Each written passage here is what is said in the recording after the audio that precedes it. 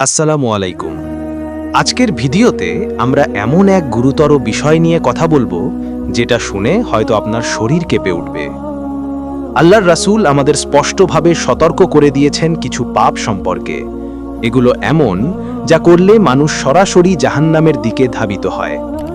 আপনি হয়তো ভাবছেন, আমি তো মুসলিম, আমি নামাজ পড়ি, রোজা রাখি, তবুও যদি এমন কোনো কাজ থেকে যায় যা আল্লাহ কঠিনভাবে নিষেধ করেছেন, তাহলে কি হবে?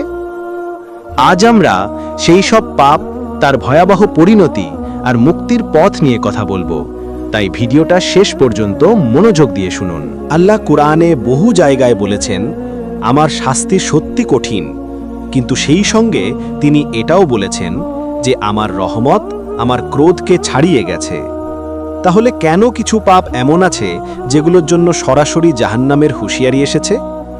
কারণ এগুলো মানুষকে ধ্বংসের পথে ঠেলে দেয়, সমাজকে ভেঙে ফেলে আর ঈমানকে দুর্বল করে দেয়। চলুন এক এক করে দেখি সেই ভয়াবহ পাপগুলো কি কি। ১. শিরক, আল্লাহর সঙ্গে শরিক করা। সবচেয়ে বড় পাপ হলো শিরক।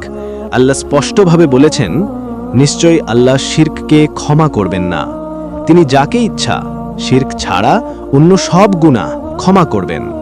মানে মানুষ যদি আল্লাহ ছাড়া অন্য কারো কাছে সিজদা করে, সাহায্য চায় বা উপাসনা করে, তবে সেটাই জাহান্নামের নিশ্চিত পথ। ২. মিথ্যা সাক্ষ্য ও অন্যায় বিচার। রাসূল সাল্লাল্লাহু আলাইহি ওয়াসাল্লাম বলেছেন, বড় গুনাহগুলোর মধ্যে অন্যতম হলো মিথ্যা সাক্ষ্য। শুধু কল্পনা করুন, একটি মিথ্যা কথা কারোর জীবন ধ্বংস করে দিতে পারে। আদালতে অন্যায় রায়, পরিবারে বিভক্তি, সমাজে অবিচার, সবকিছু শুরু হয় মিথ্যা থেকে। ৩. অন্যের হক নষ্ট করা। কেউ যদি ইচ্ছা করে অন্যের সম্পদ অন্যায়ভাবে গ্রাস করে, কিয়ামতের দিনে সেই মানুষকে আগুনের পোশাকে আনা হবে। এমনকি এক টুকরো জমি জোর করে নেওয়ার জন্য জাহান্নামের শাস্তির হুঁশিয়ারি এসেছে। ৪. অন্যায়ভাবে হত্যা। একজন নিরপরাধ মানুষকে হত্যা করা যেন পুরো মানব জাতিকে হত্যা করার সমান। এক মুহূর্তের রাগ, এক ভুল সিদ্ধান্ত, কিন্তু এর পরিণাম চিরকালীন আগুন। বন্ধুরা, একটু কল্পনা করুন, কুরআনে জাহান্নাম সম্পর্কে কেমন বর্ণনা এসেছে।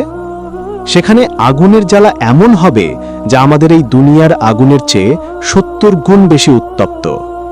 সেখানে পানিও থাকবে, ফুটন্ত পানি ও রক্তের মতো তরল। মানুষ চিৎকার করে বলবে, হে আল্লাহ, আমাদের এখান থেকে বের করে দাও, কিন্তু তখন আর ফেরার সুযোগ থাকবে না। রাসূল সাল্লাল্লাহু আলাইহি ওয়াসাল্লাম বলেছেন, সবচেয়ে সামান্যতম শাস্তি হবে এই, মানুষের পায়ের নিচে অগ্নি কয়লা রাখা হবে, আর তাতেই তার মস্তিষ্ক ফুটে যাবে। শুনে কি গা শিউড়ে উঠছে না? কিন্তু হতাশ হওয়ার কিছু নেই, কারণ আল্লাহ সবসময় তার বান্দাদের জন্য দরজা খোলা রেখেছেন। ১. তাওবা, আন্তরিকভাবে আল্লাহর কাছে ফিরে আসা। আজ রাতেই আল্লাহকে বলুন, হে আল্লাহ, আমি ভুল করেছি, আমাকে ক্ষমা করুন। ২. সৎ কাজ করা। নামাজ, রোজা, দান সাদাকা এগুলো গুনাহ মুছে ফেলে। ৩. অন্যের হক ফিরিয়ে দেওয়া।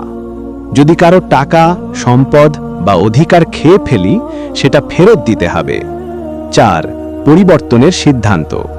আজ থেকে নিজেকে বদলানোর প্রতিজ্ঞা নিন। মনে রাখবেন, আল্লাহ বলেছেন, তোমরা যদি সত্যিকার অর্থে তাওবা করো, আমি তোমাদের সব গুনাহ ক্ষমা করে দেব।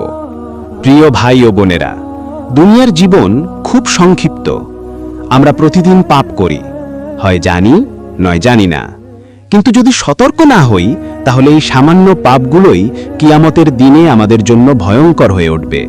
তাই আজ থেকেই সিদ্ধান্ত নিন, শিরক থেকে দূরে থাকব, মিথ্যা বলবো না, কারোর হক নষ্ট করব না, অন্যায় করব না, আর যদি ভুল হয়ে যায় সাথে সাথে তাওবা করব। আপনি যদি আজকের ভিডিও থেকে কিছু শিখে থাকেন, তাহলে দেরি না করে আপনার পরিবার ও বন্ধুদের সঙ্গে এটি শেয়ার করুন। হয়তো আপনার একবার শেয়ার করার কারণে কেউ পাপ থেকে বেঁচে যাবে, আর সেই সওয়াব আপনি কিয়ামতের দিন পাবেন। নবীর বাণী চ্যানেলটি সাবস্ক্রাইব করুন, নোটিফিকেশন বেল চাপুন, যাতে নতুন ভিডিও আপলোড হলে সাথে সাথে দেখতে পান। আল্লাহ আমাদের সবাইকে জাহান্নামের আগুন থেকে রক্ষা করুন এবং জান্নাতুল ফিরদাউস দান করুন। আমিন।